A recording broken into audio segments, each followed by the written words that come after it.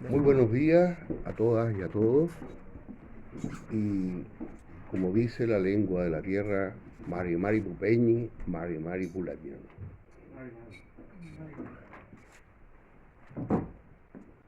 No es fácil eh, cuando uno llega a una cierta edad a recibir un homenaje. ¿Mm?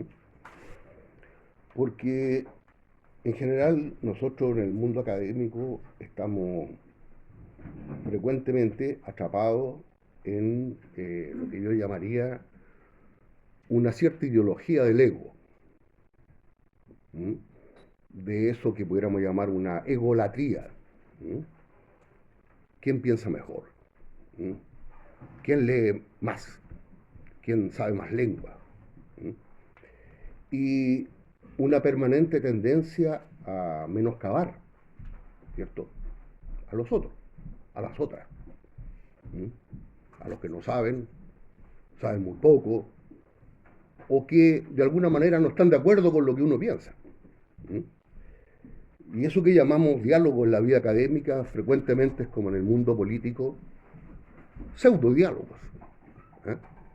Nos armamos un enemigo o una enemiga intelectual que obviamente es una caricatura, con lo cual puede ser rápidamente desechada.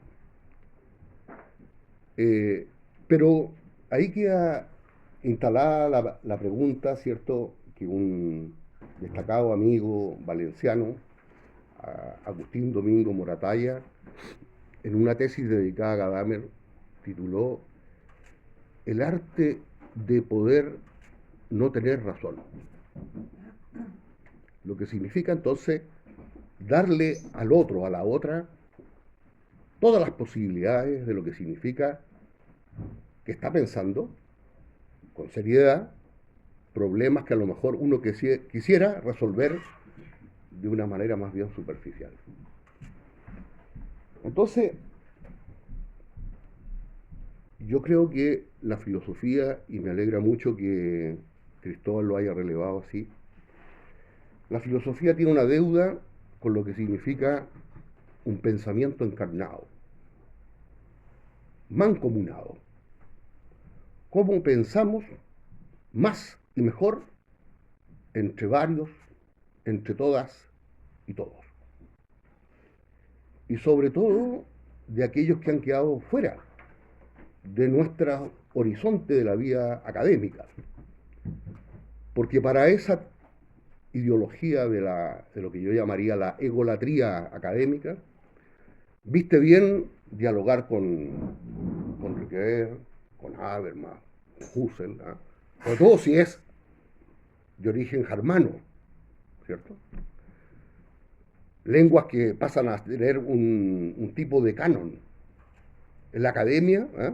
Al punto que uno va a una conferencia sobre estos pensadores alemanes y está plagada de palabras en alemán que vienen a darle realce, ¿eh? A la profundidad que se le quiere dar a un pensamiento que probablemente ni siquiera ha dialogado en serio con esos pensadores, con el contexto en que se han elaborado esa idea, donde entonces yo he pensado desde muy joven que hay que recuperar, ¿cierto?, la autenticidad del pensar arraigado, del pensar en comunidad, de que pensamos más y mejor entre todos y que lo que yo hago es solo un aporte, un grano, ¿cierto? Dentro de una ola de ideas y reflexiones que vamos elaborando y que son parte en el fondo de lo que yo llamaría el trabajo de una generación. ¿Mm?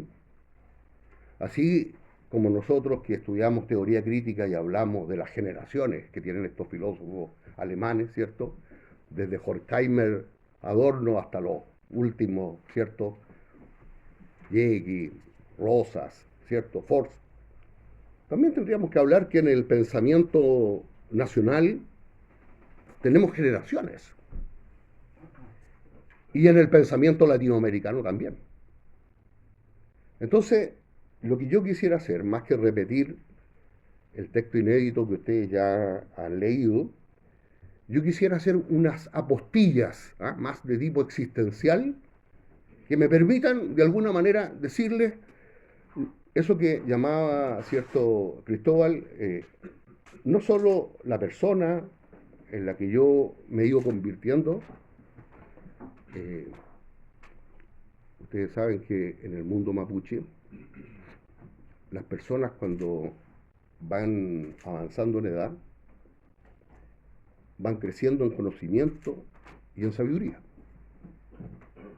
Para un mapuche no se puede llegar a ser sabio si no se tiene un recorrido existencial, histórico, donde se demuestra en los compromisos que ha asumido, ¿cierto? No solo en lo que ha pensado o que quiere que los demás piensen de uno, ¿cierto? El talante moral que tiene alguien. ¿Mm? Y cuando digo talante moral no quiero decir que yo sea mejor persona que otro, probablemente no, no es así. Pero es esa aventura a lo que nos invita de alguna manera la existencia, a probarnos en las situaciones límite. ¿Y qué mejor que hablar de la política, del pensamiento político y de la democracia y de la pérdida de la democracia en nuestros días, que nos invita a decir no solo qué pensamos o qué decimos de los otros con los que no estamos de acuerdo, sino que pensamos la complejidad teórica y práctica que tiene pensar en serio la política, lo político, la democracia. Entonces, apostillas al texto, esto ustedes no lo tienen, ¿no? Es simplemente algo que se me ha ocurrido para poder mostrar, ¿no?, esas vinculaciones existenciales, de las cuales la mayoría de ustedes son parte por lo que hemos vivido juntos, ¿m?, en distintas universidades, en Chile, en América Latina, ¿cierto? Donde no solo hemos compartido la vida académica, también eso que yo llamo de una manera así muy fuerte, ¿cierto?, una vinculación afectiva, amical, conocer dónde viven sus familias, los problemas que tienen, contextos muy disímiles, ¿sí?, y donde tenemos que de alguna manera cuestionar eso que nosotros generalmente en Chile no hacemos, que es ese marcado chilenocentrismo que tenemos para pensar, ¿cierto?, los otros países, los otros pensamientos, y prácticamente no conocemos casi nada, ¿eh?, casi nada, ¿eh?, de un país como un país hermano, allende los Andes, como Argentina, ¿cierto? ¿Para qué decir Perú? Y aquí que hay tantos colegas brasileños, ese inmenso continente que es Brasil, ¿eh? Entonces, yo quisiera hacer esta apostilla en esta tercera cátedra libre Relatec, agradeciendo obviamente a todos mis amigos, colegas, que se han desplazado desde muchos lugares y universidades de América Latina, para poder tener una conversación, como diría Giannini, ¿cierto? Un diálogo, ¿cierto? Una posibilidad de avanzar en la crítica de todos estos contextos socioculturales y políticos en que vivimos. ¿Mm? Y en ese sentido, me parece que la Universidad Austral de Chile marca efectivamente un hito en esta posibilidad de que nos encontremos en una verdadera manifestación, ¿ah?, en el sentido no fenomenológico, sino que político, ¿cierto?, de pensar de otra manera, de pensar críticamente y asumir entonces la preocupación y responsabilidad de nuestra acción en las sociedades que vivimos. Y cuando digo esto no estoy pensando solo en nuestro rol de ciudadano, sino que de eso que decía muy bien Cristóbal, de ser intelectuales comprometidos y si ustedes me lo permiten, de ser intelectuales militantes. ¿Eh? Militantes, como decía el viejo Husserl, militantes que asumimos la responsabilidad de la humanidad que nos ha tocado vivir. Entonces, obviamente me alegra estar aquí en Valdivia, ¿cierto? Donde tenemos buenos amigos, muchos vínculos, ¿cierto? Personas que han trabajado en la Universidad Católica de Temuco y que ahora trabajan acá, ¿cierto? Estudiantes, profesores, doctorantes, ¿cierto? Porque con esto yo puedo también agradecer en vivo toda la gran amistad y benevolencia con la que me han tratado. ¿Mm? Y con esto quiero decir que muchas de mis intuiciones y de mis ideas que ha sistematizado Cristóbal en su introducción, de alguna manera han surgido en estos diálogos en que yo me he encontrado con cada uno de ustedes. ¿Mm? Entonces, ¿qué es lo que uno puede ir diciendo cuando llega, digamos, a un cierto momento donde se requiere hacer, no, como diría algún hegeliano, un aufhebung, ¿cierto? Una síntesis, ¿ah?, que recapitula todo, sino que decir, ¿qué es lo que se puede, ¿ah?, decir de este momento, ¿cierto?, presente en que estamos todos nosotros, y cada uno con sus propios presentes, ¿eh? Y preguntarnos, como diría Husserl, ¿estamos todos viviendo y habitando en un mismo mundo de vida? ¿O son mundos a veces muy diversos, disímiles? Y para eso entonces yo creo que sería importante que podamos conversar y dialogar estos días. Yo quisiera pedirle a mi querida amiga Lorena Suchel, que está ahí paradita, por favor venga a sentarse, ¿ya? Si es que quiere, ¿ya? ¿Ya? Otra amiga cariñosa, ¿cierto?, de la Federico Santa María, con la que hemos hecho seminarios, ¿ya?, sobre reconocimiento, interculturalidad. ¿Mm? Y bueno, entonces, si yo he aceptado ser parte de este evento académico, es efectivamente mucho más que por una perspectiva egolátrica, ¿ya?, como he señalado, es porque yo creo que necesitamos en el momento presente estimular y tensionar una reflexión crítica acerca de algunas cuestiones contemporáneas que están ligadas a la política actual y a la democracia que va perdiendo fuerza.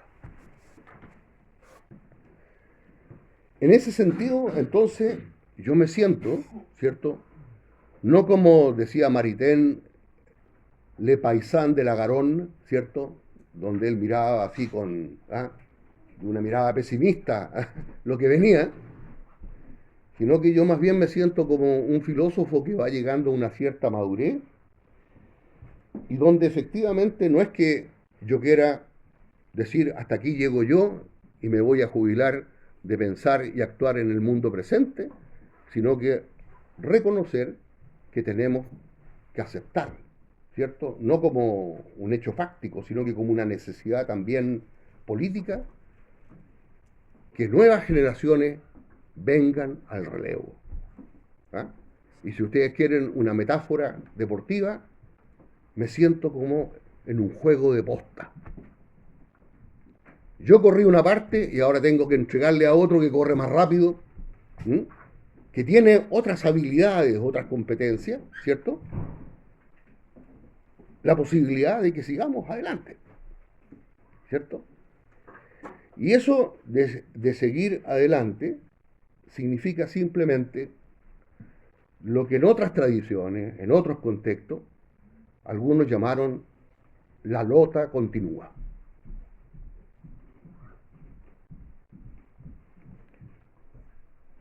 Lo que yo voy a hacer entonces en esta apostilla es mostrarle una, una hebra, ¿eh? De lo que vamos a discutir estos días y donde yo espero que ustedes saquen a relucir, ¿cierto? También las mejores críticas, observaciones, no tanto de lo que yo pienso, sino que de lo que tenemos que ponernos de acuerdo para un trabajo que no es ponerse de acuerdo con un pensador, sino que de qué es lo que exige hoy el momento presente. Y no para Chile o para el Gualmapu, sino que para los distintos contextos en los que estamos insertos. Y eso obviamente exige un trabajo mancomunado. Entonces por eso yo quiero debatir con ustedes, ¿cierto? Como filósofo, algunas cuestiones, ¿cierto? Sobre política y democracia, que yo de alguna manera ya las he ido conversando y dialogando con mucha gente en distintos lugares en estos, yo diría, 20 últimos años.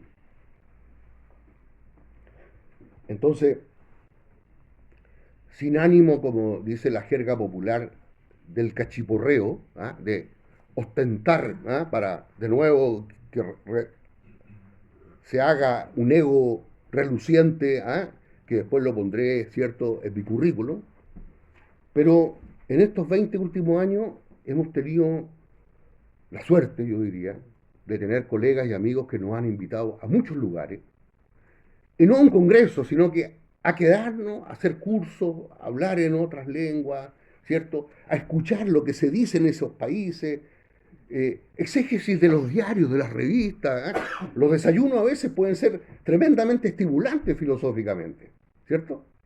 Yo me acuerdo con Jovino que tenía una revista, ¿cierto? Espectacular, donde había gente muy inteligente que hacía análisis de lo que pasaba en Brasil. Y bueno, como uno ya tiene su edad, se levanta temprano, entonces, claro, ¿ya?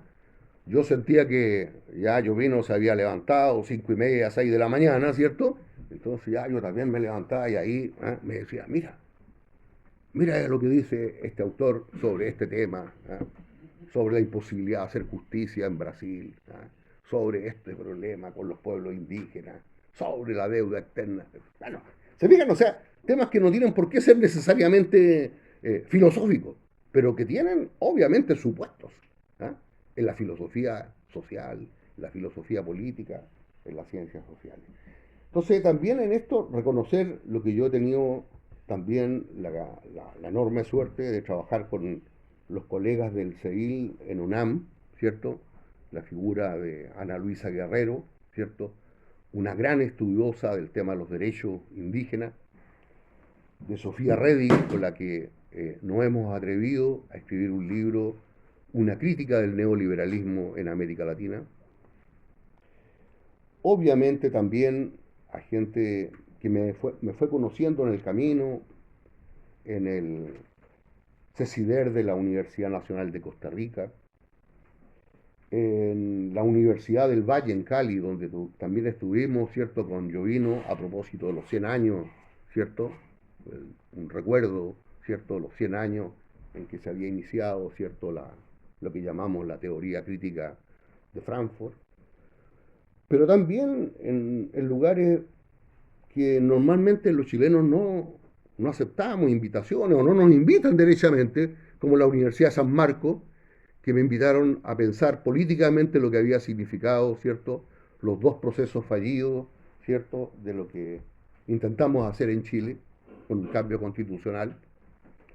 Y por supuesto a los grandes amigos brasileños de la PUC Minas que me invitaron el año pasado, para qué decir, ¿cierto?, Jovino, con el que hemos compartido mucho tiempo, y con la destacada colega Alcira Bonilla de la UBA, ¿cierto?, que tiene un tremendo grupo, ¿ya?, que reflexiona desde Argentina las problemáticas sociales, políticas, y donde para nosotros yo diría, es, es una, es una tremenda posibilidad también de pedirle a los filósofos, incluso a los que han trabajado los temas más abstractos, hacer como Alcira Bonilla, que no solo es una gran fenomenóloga, experta en Lebenswelt, mundo de la vida, mundo de la historia, su tesis doctoral, sino que ella ha hecho, digamos, una práctica, el trabajo con los migrantes en Buenos Aires.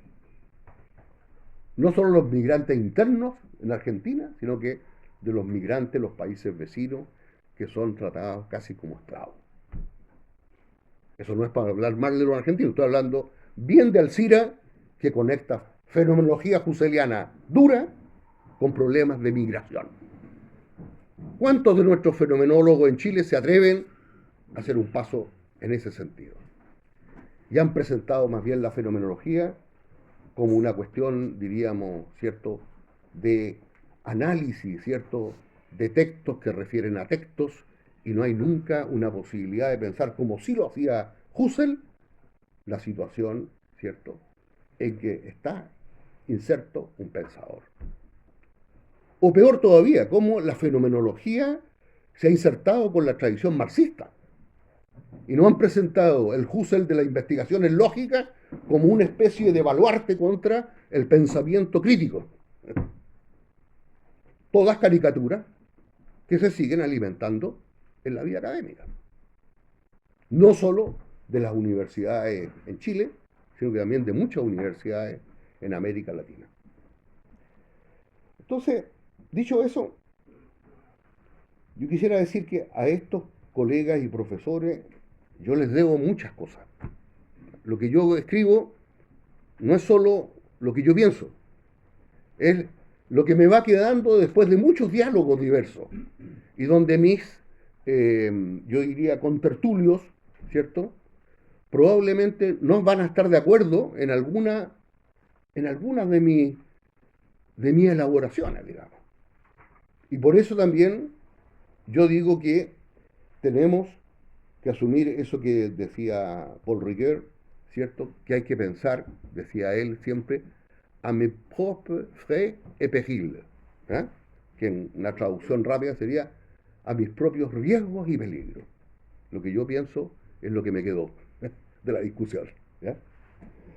Bueno, entonces yo diría que nosotros somos parte de una generación, los que estamos pensando, ¿ya? Y en eso yo me siento parte de una generación que de alguna manera va llegando a un momento donde ya hay maduraciones suficientes como para decir que hay autores y autoras que son significativos. Alcira Bonilla, por ejemplo, Enrique Dussel, Raúl Forné Betancourt, Enrique Leff, Sirio López Velasco, Walter Miñolo, Giovino Pisi, Fidel Tubino, Catherine Walsh, Franklin Kelamer y otros que están vivos y otros que están ya, ¿cierto?, fallecidos. Entonces, lo que yo quiero pensar con ustedes es algo que yo he adjetivado, ¿cierto?, a falta de otra noción, de otros adjetivos, con una denominación que a mí me resulta cómoda, ¿cierto?, la noción de democracia intercultural. ¿Mm? Y con eso, ¿qué quiero decir? Quiero decir simplemente cómo nosotros asumimos un tipo de pensamiento político donde efectivamente, ¿cierto?, pensamos, ¿cierto?, la crisis de la democracia como crisis de la imposibilidad de diálogo entre diferentes, entre formas de vida diferentes. Y eso significa que en política yo no puedo demonizar al adversario, porque ciertamente que son demonios, algunos y algunas. Pero la política, como me enseñó un viejo democristiano chileno, asesor del presidente Frei, un día conversando sobre estos temas, me dijo, mire, es que aquí en Chile la gente piensa la política, pero no se dan cuenta que en verdad la política es el arte que los diablos cuiden a los diablos. Y eso a mí me dejó pensando. La política no es una lucha entre santos contra demonios, porque aquí está todo el juego de los poderes asimétricos, que no son solamente problemas económicos de clase, también son problemas culturales, también son problemas de género, también son problemas de diverso tipo. ¿Ah? Yo he dado particularmente una lucha en la universidad en la que yo trabajo, porque en general la vida institucional insiste frecuentemente en la idea de lo malo que vienen, ¿cierto?, los nuevos estudiantes, y nosotros los académicos estamos permanentemente alegando que no saben leer, que no saben escribir, que no saben pensar. Entonces yo siempre me hago la pregunta en mi vida académica, yo dirijo un doctorado, y yo digo, bueno, pero si no saben todo eso, ¿por qué están aquí? ¿Por qué lo hemos aceptado, digamos? Entonces más bien el desafío es distinto. ¿Cómo podemos hacer un proceso formativo donde vamos desarrollando otro tipo, ¿cierto?, de relaciones de formación y donde efectivamente vamos aprendiendo de esas nuevas generaciones? Y eso obviamente que no es fácil. Los jóvenes no tienen las competencias que nosotros tenemos, ¿ya?, de lectoescritura, pero tienen otras habilidades, otras competencias. Cuando yo le pido que ellos expongan, ¿cierto?, y usan todos estos medios electrónicos, es increíble cómo, ¿ah?, cómo se despliega un pensamiento que yo difícilmente podría hacer. ¿Ah? Yo malamente logro hacer un PPT, ¿ah?, así con letras. Ellos no. Ellos ponen música, ponen video. Es un pensamiento que reconoce los cambios tecnológicos de nuestra época. Como me queda muy poquito, ¿cierto?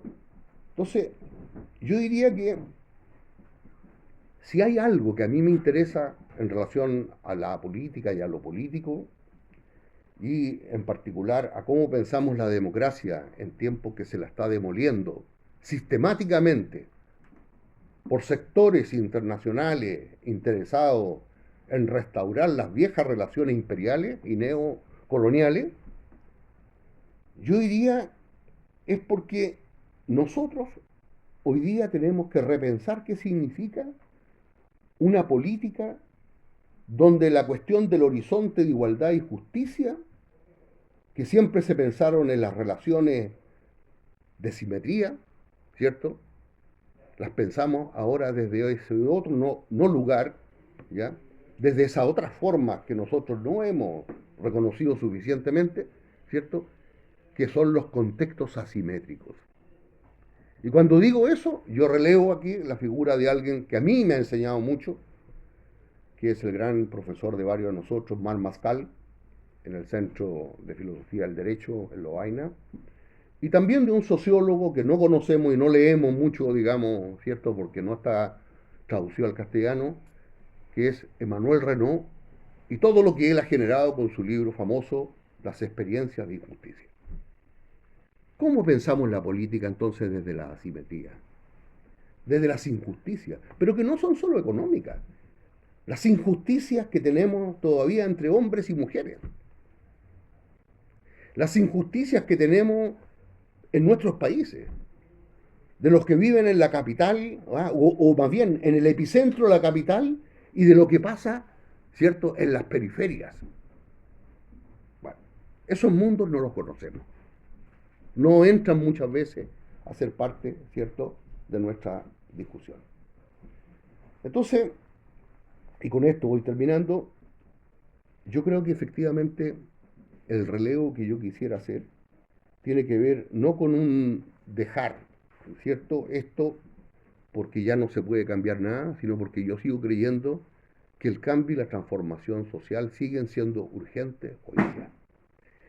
Y eso yo lo pienso no solo por un tema teórico, intelectual, sino por un tema humano afectivo. Yo tengo hijas, tengo nietos, y lo que yo quisiera entregarles a ellos, el día que ellos puedan leer las cosas que uno ha ido dejando por escrito, digan, el abuelo fue luchador. Hasta el último. ¿Mm? De manera que lo que tenemos que avanzar es cómo repensamos, ¿cierto?, las estrategias para demoler la democracia que han desarrollado tantos grupos políticos en nuestros países. Y darnos cuenta que el nombre de estos mandatarios que aparecen demasiado, ¿cierto?, en las redes sociales que puede hacer un Trump, un Bolsonaro, un Milei, un Bukele y todo, eso sería, como dirían los franceses, histoire événementielle nomás, ¿cierto? Figuras de personas, pero no van a las estructuras. Ellos son los que están ahí apareciendo, pero de algo que está pensado. ¿Cómo hacer el mundo más injusto, más insolidario? Y cómo nosotros, los que vivimos en la periferia, seguimos siendo cada vez más periféricos, más dominados y más colonizados.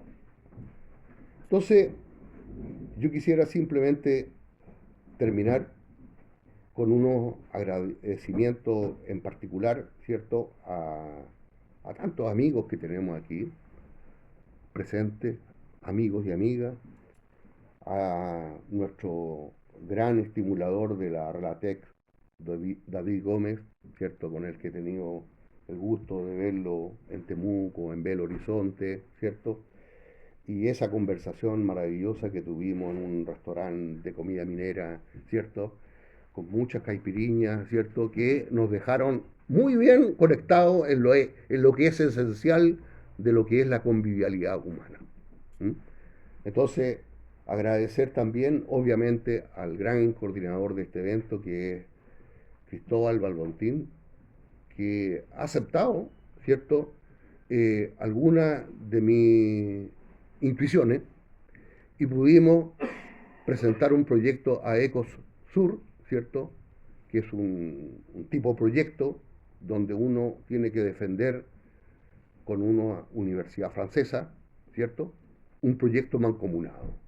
Y logramos, ¿cierto?, interpelar a los sociólogos, ¿cierto?, de la Universidad de Nanterre, ¿cierto?, famosa por lo que fue el mayo del 68, a discutir la teoría del reconocimiento a partir de las experiencias de injusticia que viven los pueblos mapuches hasta el día de hoy. Hemos tenido doctorantes franceses que han venido a trabajar con eso. Y lo más importante, hemos venido, ¿cierto?, en un diálogo con Emmanuel Renaud, que cuando vino a Chile, y lo tuvieron ustedes aquí en Valdivia, ¿cierto?, se le abre la mirada a otra forma de pensar las asimetrías. De manera que cuando uno lee su último libro, 2023, sobre la dominación, uno ve cómo van apareciendo los nuevos temas que son relevantes para nosotros, los de América Latina. Entonces yo terminaría diciendo, para mí eso es filosofar. Cómo nosotros no somos simplemente repetidores de lo que han pensado otros en ese primer mundo que pensamos iluminado por el logos, sino que también para decirles que nosotros también tenemos nuestros propios logos y que podemos discutir más bien en igualdad de condiciones. Y eso me parece que es la exigencia que exige un verdadero diálogo intercultural y decolonial, donde en el fondo, como diríamos nosotros, para hacer filosofía en serio no hay que achicarse. Y si ellos quieren ponernos a Kant, a Husserl, a cualquier otro gran pensador, nosotros podemos decirle, y nosotros tenemos un Quijano, y tenemos un Kuch, y tenemos un Dussel, y tenemos un Roy. Y veamos, ¿quién pensó de verdad la complejidad de los mundos en que estamos? Y para mí eso es hacer filosofía en serio. ¿Ah? Filosofía rigurosa, como diría Husserl. ¿Ah? Pensando, ¿cierto?, con rigor y seriedad nuestros mundos de vida para poder ver si podemos avanzar hacia un nuevo tipo de humanidad. Si eso lo perdemos, perderemos también el sentido de la política y perderemos, obviamente, del horizonte lo que es la democracia. Muchas gracias.